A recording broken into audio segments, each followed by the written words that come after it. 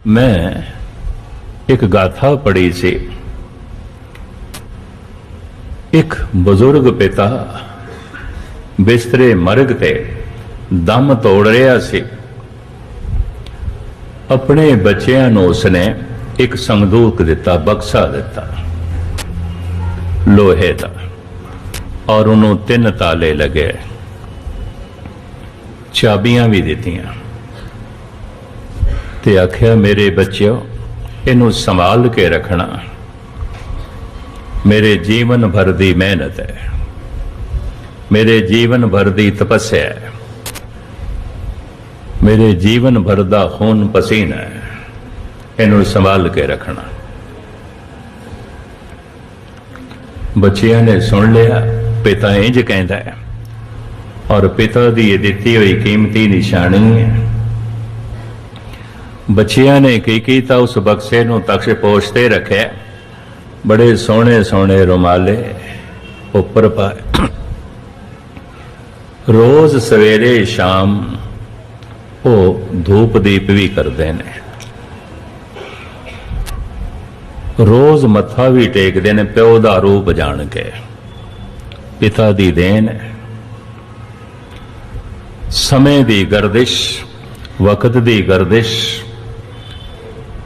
मुफलिस हो गए, गरीब हो गए, व्यापार विच ऐसे घाटे पै गए, कोल कुछ भी ना रहे। हालात ऐसे आ गए, 2 वक्त की रोटी चलानी भी औखी हो गई। अज एक संत आया है, उन्हें द्वार ते दस्तक दिती। इन्हां 2 बच्चियां ने दरवाजा खोलिया है। फकीर ने अपना खप्पर अगे किया। वो दोवें कह लगे, संत जी अज ते साडे पेट का खप्पर ही खाली है, थोड़े खप्पर दे की पाई है, थानू की गई है। फकीर कहने लगा, मैं इस खप्पर दे कोई थानू देण वास्ते आया। आपदी ज्ञात लई अर्ज करा, कईयां दा देना भी खोना आउंदा है, कईयां दा देना नहीं आउंदा, लैना आउंदा है। कईयां दा लेना नहीं आउंदा, देना आउंदा है। अगले नूं चोट करनी होवे, हस के भी चोट की जा सकती है, रोक के भी चोट की जा सकती है। अगले नूं मारना होवे, इज्जत दे के भी मारिया जा सकता है, बेइज्जत करके भी मारिया जा सकता। गल सारी नीयत दी होंदी, भावना दी होंदी। वो संत कहने लगा, मैं कुछ देन आया। दोवें कहने लगे, संत जी थोड़े खप्पर दे कुछ दिखाई तो देंदा नहीं, की है? संदेशा है, संदेशा देन आया। कि थोड़े पिता ने थानू एक बहुत वड्डा बक्सा दिता सी। हाँ दिता है, असी सजा के रखे, असी सवेरे शाम मत्था टेकते हैं, धूप दीप करते हैं, पिता की निशानी है। कदी खोलिया उसनू? कहने लगे, खोलिया तो नहीं, बस मैं थानू यही संदेशा देन आया, अज खोल के देख लेना। चाबियां कोल सन, खोलिया, सारा बक्सा सोने दियां मोहरां नाल भरिया होया। इतना धन होंदे होया, मुफलसी दे च दिन, गरीबी दे च दिन, इन्ना धन होंदे आया। इकबाल इसनों इंज बयान करते ने, खजाना हूं छुपाया मुझको मुश्ते खाके सहरा ने, किसी को क्या खबर है कौन हूं, मैं किसकी दौलत हूं। हाँ ते मैं एक बहुत वड्डा खजाना, पर रेत दे दफना। और रेत एक पासे करा ते खजाना प्रगट हो गए। कोई खोले ते खेड जो है बने। तो मैं अर्ज करा, धन गुरु ग्रंथ साहब जी महाराज ज्ञान दा खजाना ने, नाम दा खजाना ने, दैवी गुणा दा खजाना है, अमृत दा सागर है, सुखां दा सागर है। खोलना पेगा बस, प्यो दा देखा खोल डिठा खजाना, ਇਹ ਪਿਤਾ ਗੁਰੂ ਨਾਨਕ ਤੇ ਦਾਦਾ ਅਕਾਲ ਪੁਰਖ ਉਹਦਾ ਖਜ਼ਾਨਾ ਹੈ, ਸਾਨੂੰ ਦਿੱਤਾ ਹੋਇਆ।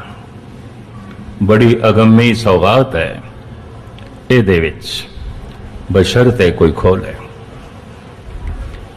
ਨੁਕਤਾ ਜੋ ਗੁਰੂ ਗ੍ਰੰਥ ਸਾਹਿਬ ਨੇ ਕੀਮਤੀ ਬਿਆਨ ਕੀਤਾ ਉਹ ਮੈਂ ਅਰਜ਼ ਕਰਾਂ। जब शब्द तो संसार आया है तो शब्द संसार विच मौजूद है। जैसे मां बाप तो ये शरीर आया है तो शरीर विच मां बाप दी अंश मौजूद है। इनू गुरु नानक इंज बयान करते हैं, राम कली मल्ला पहला, पुरख में नार, नार में पुरखा, बूझो ब्रह्म ज्ञानी। ऐ ब्रह्म ज्ञानियों इनू भी समझो, हर पुरुष दे अंदर नारी है, हर नारी दे अंदर पुरुष है। मां बाप तो शरीर आया है, दोहां दी अंश मौजूद है। पुरुष इस वास्ते पुरुष है, इहदे च पिता दी अंश पूरी है, मां दी थोड़ी अधूरी है। एक दो मात्रा दा भेद है, ज्यादा भेद नहीं है, भी मैं अर्ज करते हैं, बिल्कुल जनचक मात्र।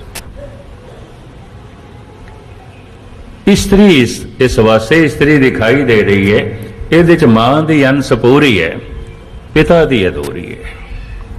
ਇਸਤਰੀ ਦੇ ਅੰਦਰ ਪੁਰਸ਼ ਅਧੂਰਾ ਹੈ, ਪੁਰਸ਼ ਦੇ ਅੰਦਰ ਇਸਤਰੀ ਅਧੂਰੀ ਹੈ। ਪੁਰਖ में नार, नार में पुरखा, बूझो ब्रह्म ज्ञानी। ये जो अधूरापन है संपूर्ण होना चाहता है।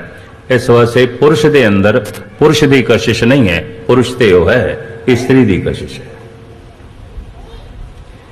स्त्री के अंदर स्त्री की कशिश नहीं है, बल्कि स्त्री की कई दफा निकटवर्ती स्त्रियों नाल ईर्खा होती है। स्त्री के अंदर पुरुष की कशिश है, स्त्री तो वो है। गुरु नानक देव जी महाराज ने एक इशारतन गल बड़ी कीमती कही है, बाल कन्या को जैसे बाप प्यारा, भाई को अत भाई। बाल कन्या छोटी जी कन्या प्यो दे आले दुआले घूमदी है, परिक्रमा करती है, प्यो नूं वेख के प्रसन्न हो जाती है, खुड़ खिड़ जाती है। मां दी इतनी परिक्रमा क्यों नहीं करती, मां जैसी तो है ही, प्यो नूं वेख के खुश होंदी। कशिश पिता दी, और यकीन जानो पुत्र दे अंदर कशिश मां दी है, मां दी है। मैनू बैकरसफील्ड अमेरिका दे एक डॉक्टर सरदार मनजीत सिंह ने दसिया कि तलाक दे जितने केस अदालतां चलते हैं, अगर बच्चे 8 साल तो वड्डी उम्र दे ने तो उन्हां कोल पुछया जांदा है मां नाल जाना है कि प्यो नाल। कहते 90% इस तरह होया है, बच्चियां प्यो नूं चुन लैंदियां ने, पुत्र मां नूं चुनदे। बिल्कुल विपरीत जी गल हो जाती, उल्टी जी गल हो जाती है। ये पेपरों च भी आया कि करीबन कैलीफोर्निया के 87% शादियां ते तलाक हो जांदियां, नहीं निभदियां, टुट जांदियां। महाराज ऐसा कहते हैं, पुरख में नार, नार में पुरखा, बूझो ब्रह्म ज्ञानी। मां बाप तो शरीर आया है, मां बाप दी अंश शरीर दे च मौजूद है, मन दे च भी मौजूद है। कहते ने भावना भक्ति स्त्री है, ज्ञान तर्क विचार पुरुष है। तर्क बड़ी प्रधान होंदी है पुरुष दे अंदर, भावना बड़ी प्रधान होंदी है स्त्री दे अंदर, पर दोवें अधूरे ने। कहते ने भावना तो बिना ज्ञान लंगड़ा है, ये चलन की तौफीक नहीं होती। बड़े बड़े ज्ञानी रह जाते हैं, कुछ भी नहीं करते। और ज्ञान तो बिना भावना श्रद्धा अंधी है, भटकेगी भटकेगी। जब मैं हाई स्कूल दे पढ़दा सी, एक कहानी उदों मुताला कुदरत नामी किताब जो है पढ़ाई जाती सी उस जमाने ਉਹਦੇ ਸੀ, अजे तक मैनू याद है। पिंड नूं अग लगी बड़ी जोर दी, ते अग ने पिंड नूं अपनी लपेट दे च लै लिया। जिन्हां दे पैर अखां सन नसे, पिंड छोड़ के बाहर आ गए। ਆਮਣੇ ਸਾਹਮਣੇ ਮਕਾਨਾਂ ਵਿੱਚ ਦੋ ਬੰਦੇ ਰਹਿ ਗਏ, ਇੱਕ ਅੰਧਾ ਇੱਕ ਲੰਗੜਾ। ਇੱਕ ਦੇ ਦੋਵੇਂ ਪੈਰ ਨਹੀਂ ਸਨ, ਇੱਕ ਦੀਆਂ ਦੋਵੇਂ ਅੱਖਾਂ ਨਹੀਂ ਸਨ। ਲੰਗੜੇ ਨੇ ਆਵਾਜ਼ ਮਾਰੀ ਅੰਧੇ ਨੂੰ, ਤੂੰ ਮੇਰੀ ਆਵਾਜ਼ ਦੀ ਸੀਧ ਤੇ ਚੱਲ ਕੇ ਆ ਜਾ, ਫਿਰ ਤੂੰ ਮੇਰੀ ਅੱਖਾਂ ਦੀ ਵਰਤੋਂ ਕਰ ਲਈ, ਮੈਂ ਤੇਰੇ ਪੈਰਾਂ ਦੀ ਵਰਤੋਂ ਕਰ ਲਵਾਂਗਾ, ਨਿਕਲ ਜਾਵਾਂਗੇ, ਅੱਗ ਚੋਂ ਨਿਕਲ ਜਾਵਾਂਗੇ। ਹੈਗੀ ਤੇ ਕਹਾਣੀ, ਪਰ ਬਹੁਤ ਵੱਡੀ ਇਹਦੇ ਸਚਾਈ ਹੈ। ਅੰਧਾ ਆ ਗਿਆ, ਲੰਗੜਾ ਉਸਦੀ ਪਿੱਠ ਤੇ ਬੈਠ ਗਿਆ, ਉਹ ਰਸਤਾ ਦੱਸਦਾ ਗਿਆ, ਉਹਦੇ ਪੈਰ ਚੱਲਦੇ ਗਏ, ਦੋਵੇਂ ਅੱਗ ਚੋਂ ਨਿਕਲ ਗਏ। ਕੱਲੀ ਸ਼ਰਧਾ ਭਟਕੇਗੀ, ਇਹ ਤ੍ਰਿਸ਼ਨਾ ਦੀ ਅੱਗ ਤੋਂ ਨਹੀਂ ਨਿਕਲ ਸਕਦੀ, ਵਿਕਾਰਾਂ ਦੀ ਅੱਗ ਤੋਂ ਨਹੀਂ ਨਿਕਲ ਸਕਦੀ, ਭਟਕੇਗੀ, ਭਟਕੇਗੀ। ਕੱਲਾ ਗਿਆਨ ਤੇ ਚੱਲਦਾ ਹੀ ਨਹੀਂ, ਕੱਲਾ ਤਰਕ ਤੇ ਚੱਲਦਾ ਹੀ ਨਹੀਂ, ਉਹਦੇ ਕੋਲ ਤੇ ਪੈਰ ਹੀ ਕੋਈ ਨਹੀਂ। ਬੜੇ ਬੜੇ ਗਿਆਨੀ ਰਹਿ ਜਾਂਦੇ ਨੇ, ਕੁਝ ਵੀ ਨਹੀਂ ਹੁੰਦਾ ਉਹਨਾਂ ਦੀ ਜ਼ਿੰਦਗੀ 'ਚ, ਕੁਝ ਵੀ ਨਹੀਂ ਹੁੰਦਾ। ਦੋਹਾਂ ਦਾ ਸੁਮੇਲ ਚਾਹੀਦਾ ਹੈ। ਗੁਰਬਾਣੀ ਨੇ ਭਗਤੀ ਨੂੰ ਇਸਤਰੀ ਕਿਹਾ, ਗਿਆਨ ਨੂੰ ਪੁਰਸ਼ ਕਿਹਾ। ਨਿਜ ਭਗਤੀ ਸਿਲਵੰਤੀ ਨਾਰ, ਰੂਪ ਅਨੂਪ ਪੂਰੀ ਆਚਾਰ। ਔਰ ਗਿਆਨ ਨੂੰ ਰਾਵ ਆਖਿਆ, ਗਿਆਨ ਰਾਵ ਜਬ ਸੇਜਿਆ, ਉਹਨੂੰ ਪੁਰਸ਼ ਕਿਹਾ, ਭਗਤੀ ਨੂੰ ਇਸਤਰੀ ਕਿਹਾ। ਜਿੱਥੇ ਸਰੀਰ ਦੇ ਵਿੱਚ ਮਾਂ ਬਾਪ ਦੀ ਅੰਸ਼ ਮੌਜੂਦ ਹੈ, ਮਨ ਦੇ ਚ ਵੀ ਹੈ। ਸਰੀਰ ਦੀ ਇਹ ਜਿਹੜੀ ਕਸ਼ਿਸ਼ ਹੈ, ਮਨੁੱਖ ਬਾਹਰੋਂ ਪੂਰੀ ਕਰਦਾ ਹੈ ਵਿਆਹ ਕਰਕੇ। ਬਾਹਰੋਂ ਇਸਤਰੀ ਲੈ ਆਇਆ, ਇਸਤਰੀ ਬਾਹਰੋਂ ਪੁਰਸ਼ ਲੈ ਆਈ ਹੈ, ਇਸਤਰੀ ਪੁਰਸ਼ ਦਾ ਸੰਜੋਗ। ਪਰ ਅੰਦਰ ਭਗਤੀ ਨੂੰ ਗਿਆਨ ਨਹੀਂ ਮਿਲਿਆ ਤੇ ਗਿਆਨ ਨੂੰ ਭਗਤੀ ਨਹੀਂ ਮਿਲੀ, ਭਾਵੇਂ ਬਾਹਰੋਂ ਸੰਪੂਰਨ ਹੋ ਗਏ ਨੇ, ਤਾਂ ਵੀ ਅੰਦਰ ਦੀ ਦੁਨੀਆ ਅਧੂਰੀ ਹੈ ਔਰ ਤੜਪਦੇ ਰਹਿਣਗੇ, ਦੁਖੀ ਰਹਿਣਗੇ, ਬੇਜ਼ਾਰ ਰਹਿਣਗੇ, ਪਰੇਸ਼ਾਨ ਰਹਿਣਗੇ। ਗੁਰੂ ਨਾਨਕ ਦੇਵ ਜੀ ਮਹਾਰਾਜ ਇਹ ਤਤਮਈ ਗੱਲ ਸਾਡੇ ਸਾਹਮਣੇ ਖੋਲ੍ਹਦੇ ਨੇ। ਪੁਰਖ ਮੇ ਨਾਰ, ਨਾਰ ਮੇ ਪੁਰਖਾ, ਬੂਝੋ ਬ੍ਰਹਮ ਗਿਆਨੀ। ਸ਼ਬਦ ਤੋਂ ਸੰਸਾਰ ਆਇਆ ਹੈ, ਸੰਸਾਰ ਦੇ ਸ਼ਬਦ ਮੌਜੂਦ ਹੈ, ਅਸੀਂ ਸ਼ਬਦ ਦੇ ਜੀ ਰਹੇ ਹਾਂ, ਅਸੀਂ ਪ੍ਰਕਾਸ਼ ਦੇ ਚ ਜੀ ਰਹੇ ਹਾਂ, ਪਰਮਾਤਮਾ ਦੇ ਚ ਜੀ ਰਹੇ ਹਾਂ, ਸ਼ਬਦ ਦੇ ਜੀ ਰਹੇ ਹਾਂ। ਸਾਡੇ ਅੰਦਰ ਪਰਮਾਤਮਾ ਹੈ ਤੇ ਸਾਡੇ ਅੰਦਰ ਸ਼ਬਦ ਹੈ। ਘਟ ਘਟ ਵਾਜੇ ਨਾਦ, ਭੋਗਤ ਗਿਆਨ ਦਇਆ ਭੰਡਾਰਨ, ਘਟ ਘਟ ਵਾਜੇ ਨਾਦ। ਉਹ ਨਾਦ ਘਟ ਘਟ ਦੇ ਚ ਹੈ, ਉਹ ਪ੍ਰਕਾਸ਼ ਘਟ ਘਟ ਦੇ ਚ ਹੈ। ਜਿਵੇਂ ਮਛਲੀ ਦਾ ਸਾਰਾ ਜਨਮ ਜੀਵਨ ਮਰਨ ਸਾਗਰ ਦੇ ਚ ਹੈ, ਪਾਣੀ ਦੇ ਚ ਹੈ, ਸਾਡਾ ਸਾਰਾ ਜੀਵਨ ਜਨਮ ਜੀਵਨ ਤੇ ਮਰਨ ਸ਼ਬਦ ਦੇ ਚ ਹੈ, ਪਰਮਾਤਮਾ ਦੇ ਚ ਹੈ। ਹੁਣ ਬੜੇ ਧਿਆਨ ਨਾਲ ਸੁਣਨਾ, ਜੋ ਸ਼ਬਦ ਦੇ ਰੂਪ ਦੇ ਚ ਪਰਮਾਤਮਾ ਹੈ, ਜੋ ਸ਼ਬਦ ਦੇ ਰੂਪ ਦੇ ਚ ਗੁਰੂ ਹੈ, ਉਹੀ ਪ੍ਰਕਾਸ਼ ਦੇ ਰੂਪ ਦੇ ਚ ਪਰਮਾਤਮਾ ਹੈ। ਔਰ ਜੋ ਪ੍ਰਕਾਸ਼ ਦੇ ਰੂਪ ਦੇ ਚ ਪਰਮਾਤਮਾ ਹੈ, ਉਹੀ ਸ਼ਬਦ ਦੇ ਰੂਪ ਦੇ ਚ ਗੁਰੂ ਹੈ। ਲੇਕਿਨ ਫਿਰ ਵੀ ਅੰਤਰਾ ਕੀ ਹੈ? ਪ੍ਰਕਾਸ਼ ਦੇ ਰੂਪ ਦੇ ਚ ਪਰਮਾਤਮਾ ਘਰ ਹੈ, ਸ਼ਬਦ ਦੇ ਰੂਪ ਦੇ ਚ ਗੁਰੂ ਦਰ ਹੈ, ਦਰ ਹੈ। ਅਸੀਂ ਇਸ ਵਾਸਤੇ ਕਹਿੰਦੇ ਹਾਂ ਗੁਰੂ ਦੁਆਰਾ, ਗੁਰੂ ਤੇ ਦਰਵਾਜ਼ਾ ਹੈ, ਦੁਆਰ ਹੈ, ਦਰਵਾਜ਼ਾ ਹੈ। ਦਰਵਾਜ਼ਾ ਬੈਠਣ ਵਾਸਤੇ ਨਹੀਂ ਆਉਂਦਾ, ਦਰਵਾਜ਼ਾ ਸੌਣ ਵਾਸਤੇ ਨਹੀਂ ਆਉਂਦਾ, ਦਰਵਾਜ਼ਾ ਲੰਘਣ ਵਾਸਤੇ ਆਉਂਦਾ, ਆਉਣ ਜਾਣ ਵਾਸਤੇ ਆਉਂਦਾ। ਸ਼ਬਦ ਤੋਂ ਸੰਸਾਰ ਆਇਆ ਹੈ, ਸ਼ਬਦ ਦੇ ਰਾਹੀਂ ਵਾਪਸ ਹੋਏਗਾ। ਇਹ ਸ਼ਬਦ ਦਰਵਾਜ਼ਾ ਹੈ। ਸ਼ਬਦ ਕਰਕੇ ਅਸੀਂ ਸੰਸਾਰ ਦੇ ਚ ਆ ਗਏ ਹਾਂ, ਇਸੇ ਸ਼ਬਦ ਨੇ ਅੰਦਰ ਪ੍ਰਵੇਸ਼ ਕਰਾਣਾ ਹੈ। ਜੋ ਪ੍ਰਕਾਸ਼ ਦੇ ਰੂਪ ਦੇ ਚ ਪ੍ਰਮਾਤਮਾ ਹੈ, ਉਹੀ ਸ਼ਬਦ ਦੇ ਰੂਪ ਦੇ ਚ ਗੁਰੂ ਹੈ। ਔਰ ਜੋ ਸ਼ਬਦ ਦੇ ਰੂਪ ਦੇ ਚ ਗੁਰੂ ਹੈ, ਉਹੀ ਪ੍ਰਕਾਸ਼ ਦੇ ਰੂਪ ਦੇ ਚ ਪ੍ਰਮਾਤਮਾ ਹੈ। ਤੁਹਾਡੇ ਤੇ ਇੱਕ ਪ੍ਰਸ਼ਨ ਹੈ, ਕਿਸੇ ਦੇ ਘਰ ਜਾਣਾ ਹੋਵੇ, ਪਹਿਲੇ ਦਰ ਤੇ ਪਹੁੰਚੋਗੇ ਕਿ ਸਿੱਧਾ ਘਰ ਦੇ ਜਾਓਗੇ? ਉੱਡ ਕੇ ਜਾਓਗੇ? ਪਹਿਲੇ ਤੇ ਦਰ ਤੇ ਜਾਓਗੇ। ਪਹਿਲੇ ਗੁਰੂ ਕੋਲ ਆਉਣਾ ਪਏਗਾ, ਪਹਿਲੇ ਸੁਰਤ ਨੂੰ ਸ਼ਬਦ ਨਾਲ ਜੋੜਨਾ ਪਏਗਾ, ਤੇ ਸ਼ਬਦ ਨੇ ਚਾਨਣਾ ਕਰ ਦੇਣਾ, ਸ਼ਬਦ ਨੇ ਪ੍ਰਕਾਸ਼ ਕਰ ਦੇਣਾ। ਮਹਾਰਾਜ ਕਹਿੰਦੇ ਦਰ ਘਰ ਕੀ ਸੋਝੀ ਨਾ ਹੈ, ना बंदे नूं घर दा पता है ना दर दा पता है। दर शब्द, घर परमात्मा, पर यह दर घर तो अलग नहीं है, घर दे नाल जुड़े होया है। ये शब्द परमात्मा तो अलग नहीं है, परमात्मा दे नाल जुड़े है।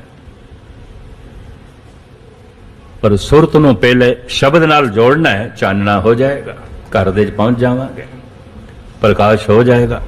उसे प्रकाश दे च महा आनंद है, महाशक्ति है, महारस है, महाखेड़ा है, महास्वप्न है। और मनुख संपूर्ण हो जाता है, उन्होंने पूर्ण पुरुष कहते हैं जो प्रकाशमयी हो जाए। तो सुरत नूं शब्द नाल जोड़ना है। तो शब्द तो पहले पहल सूरज आए, एक एक सूरज दे कई कई टुकड़े बने, और धरती दा ये जिहड़ा भाग ठंडा होके प्रगट होया पत्थर, ते पत्थर किवें शब्द नाल जुड़े। पत्थर नूं तोड़दी है प्रकृति, परमात्मा दा नियम। हजारां लखां साल दी लंबी यात्रा तो बाद पत्थर मिट्टी बन के बनस्पति दी शक्ल दे प्रगट होंदा है। पत्थर ही बनस्पति चूंकि थोड़ी जिहा जागी है, तो इनू प्यास भी लगती है, पानी चाहिए। ये कुमलांदी भी है, खिड़दी भी है, क्योंकि जाग गई है। पत्थर सुता पिया, ना कुमलांदा है ना खिड़दा है, उन्होंने प्यास नहीं लगती, बनस्पति नूं लगती। जागे हुए दियां लोड़ां होंदियां ने, सुते हुए दियां नहीं। बनस्पति नूं पानी चाहिए, जल बिन साख कुमलावती उपजे नाहीं नाम। खुलासा फिर, लंबी यात्रा तो बाद, लखां हजारां साल दी लंबी यात्रा तो बाद बनस्पति जिस शक्ल दे प्रगट होई, उन्होंने पशु पक्षी कहते हैं। और साइंस म्यूजियम दी फिल्म दी यही दिखाया गया। मैं तो देख देख के दंग रह गया। मैं 3 दफा गया देखने वास्ते, नोट लैण वास्ते। मैं क्या हद हो गई, जो आप कथा करते हैं सारा दिखा रहे हैं। पत्थर कैसे सहजे सहजे खिरदा है, मिट्टी बनता है। मिट्टी किवें बनस्पति का रूप धारण करती है, और पत्थर दे अंदर छुपी हुई है बनस्पति, पत्थर दे अंदर छुपे हुए ने पशु ते पक्षी। गुस्ताखी माफ, पत्थर दे अंदर ही छुपया होया है मनुख, कई जन्म सहल गिर करे। प्रकृति सहजे सहजे प्रगट करेगी। लखां साल दी लंबी यात्रा तो बाद पत्थर मिट्टी बन के बनस्पति दे रूप विच प्रगट होया। लखां साल दी लंबी यात्रा तो बाद मुख्तसर बनस्पति पशु पक्षियों की शक्ल दे प्रगट हुई। और लखां साल दी लंबी यात्रा तो बाद पशु पक्षी मनुख दे रूप दे प्रगट होए। पशु नूं प्यास ते लगदी है, पर भुख भी लगदी है, बनस्पति नूं भुख नहीं लगदी। इस वास्ते गऊ नूं निरा पानी नहीं चाहिए, घास भी चाहिए है। निरा पानी पिला के शेर जिंदा नहीं रह सकता, उन्होंने मांस भी चाहिए, भुख भी लगती है। भुख की पूर्ति भोजन नाल होवेगी, प्यास की पूर्ति पानी नाल होवेगी। पशुओं को आवाज भी आ गई, बनस्पति को नहीं सी। आवाज तो पता चल जाता है, शेर है, ये गऊ है, ये घोड़ा है, ये कुत्ता है, ये चिड़ी है, ये कोयल है। आवाज दस देंदी है। इन्हां कोल आवाज भी आ गई। आवाज ते है, अल्फाज नहीं है, अखर नहीं है। लखां साल दी लंबी यात्रा तो बाद पशु पक्षी जिस शक्ल दे प्रगट होए, मानव मन बन गया। भुख प्यास ते है, आवाज भी है, पर अल्फाज भी नहीं। मनुखता दा सारा विकास अखरां ते होया है। गुरु नानक देव जी महाराज इंज कहंदे ने, अखरी नाम अखरी साला, अखरी ज्ञान गीत गुण गा, अखरी लिखण बोलण बाण, अखरां सिर संजोग अखान। अखरां दी महिमा दे गुरु नानक ने पट्टी लिखी है, आसा मल्ला पहला अखरां दी महिमा। आसा मल्ला तीजा पट्टी लिखी कि अखर दी महिमा गुरु अमरदास जी दसते हैं। 52 अखरी गौड़ी मल्ला पंजवा 52 अखरी एक एक अखर दी महिमा गुरु अर्जन देव जी दसते हैं। गौड़ी श्री कबीर जी 52 अखरी एक एक अखर दी महिमा कबीर दसते ने। मनुख कोल अखर खो लईए मनुखता दा सारा विकास रुक जाएगा, जिथे पशु ने मनुख उत्थे चला जाएगा। जैसे गुंगे दा सारा विकास रुके होया है। थानू कोई गुंगा कवि नहीं मिलेगा, संगीतकार नहीं मिलेगा, दार्शनिक फिलोसफर नहीं मिलेगा, कलाकार नहीं मिलेगा, राजनैतिक नहीं मिलेगा, संत भी नहीं मिलेगा, भगत भी नहीं मिलेगा, बोल ही नहीं सकता, जप ही नहीं सकता, अक्सर गुंगा बहरा भी होंदा। विकास ते शब्दां दे राही होंदा है, वो तो कुछ सुन ही नहीं सकता, बोल ही नहीं सकता। इस वास्ते मेरे देखे अंधे मनुख जिंदगी दे हर शोबे दे विकसित होए ने। दास नाल गालबन 40 साल तो एक कवि चलता है, हुण जरा ढिले सन नहीं आए, यानी जय सिंह शुगल। नेत्रहीन है, अंधा है, कई किताबां दा लिखारी है, बहुत अच्छियां बारीक कवितावां ने उहदियां। अंधे मनुख में चोटी दे संगीतकार भी देखे। भाई भगवान सिंह काफ़ी लंबे समय तक दास दे नाल चलते रहे, नेत्रहीन से, बड़े अच्छे गायक और क्लासिकल संगीत दे माहिर। अंधे मनुख कवि देखे गए ने, कलाकार देखे गए ने, संगीतकार देखे गए ने। अंधे मनुख राजनीतिक भी देखे गए ने। धरत राष्ट्र द्वापर युग दे जिन्हें राजपाट चलाया अंधा सी, दुर्योधन दा पिता, और ਉਹਦੇ ਜੀਵਦਿਆਂ ਜੀਵਦੇ ਕੋਲ ਰਾਜਪਾਟ ਕਿਸੇ ਨੇ ਨਹੀਂ ਖੋਇਆ। बड़ी मजबूती नाल उसने राजपाट चलाया। इस वक्त इंग्लैंड का होम मिनिस्टर अंधा है, नेत्रहीन है। मैं तो देख के दंग रह गया। और कहते ने इंग्लैंड के इतिहास के सब तो पहली दफा एक कामयाब होम मिनिस्टर आया पर नेत्रहीन है। हैरानगी की गल है, यह हैरानगी की गल है। अंधे मनुख चोटी दे राजनैतिक हो सकते हैं, दार्शनिक हो सकते हैं, फिलोसफर हो सकते हैं, क्योंकि विकास सारा अखरां ते है। कवि हो सकते हैं, संगीतकार हो सकते हैं। अंधे मनुख भगत भी बनते हैं। एक नेत्रहीन गुरु ग्रंथ साहब दे च बैठा है सूरदास, सारंग मल्ला पंजवा सूरदास। पहली पंक्तियां सूरदास दियां ने। छाड़ मन हर बेमुखन को संग, नेत्रहीन से संसार नूं वेखण दे ते सफल नहीं सी, पर निरंकार नूं वेखण दे सफल हो गया, अनुभव दे नेत्र दे राही। अंधे मनुख जिंदगी दे हर शोबे दे विकास कर सकते हैं, क्योंकि शब्द है, बोल है। सारा विकास आवाज ते होया है, अल्फाजां ते होया है। अखरी नाम अखरी साला, अखरी ज्ञान गीत गुण गा, अखरी लिखण बोलण बाण, अखरा सिर संजोग वखाण। किहड़े अखर मनुख दा विकास करांदे ने, ते जिथों मनुख आया है उत्थे ले जांदे ने। जित दुआरे उबरे तिथे लियो उबार। ए प्रभु जिथों साडा आना होया, जिस दरवाजे तो वापसी करा साडी। लेकिन वापसी दा चाह किसे किसे दे अंदर हुंदा है, यह भी मैं अर्ज करा, हर एक दे अंदर नहीं आउंदा। ताई ते गुरु अर्जन देव जी महाराज आवाज़ां पे मारदे ने, मेरे मन परदेसी वे प्यारे आओ घरे। तन है ते मन है, इन्हां दी अपनी यात्रा है, यात्रा दे च ने। पत्थर यात्रा दे च है, अगे चला गया बनस्पति हो गया, और बनस्पति भी पड़ाव दे च है, यात्रा दे च है। अगे गई पशु पक्षी बन गए, ये भी यात्रा दे च है, पड़ाव है। पशु पक्षी मनुख बन गए ने, मनुख भी एक पड़ाव है, यात्रा दे च। कई जन्म भय कीट पतंगा, कई जन्म गजमीन कुरंगा, कई जन्म पंखी सर्प होयो, कई जन्म है वर बृक जोयो। मिल जगदीश मिलन की बरिया, चिरंकाल ए दे सिंजरिया। पत्थर परमात्मा नाल नहीं मिल सकता, बनस्पति भी नहीं मिल सकती, पशु पक्षी भी नहीं मिल सकते, केवल मनुख मिल सकता है।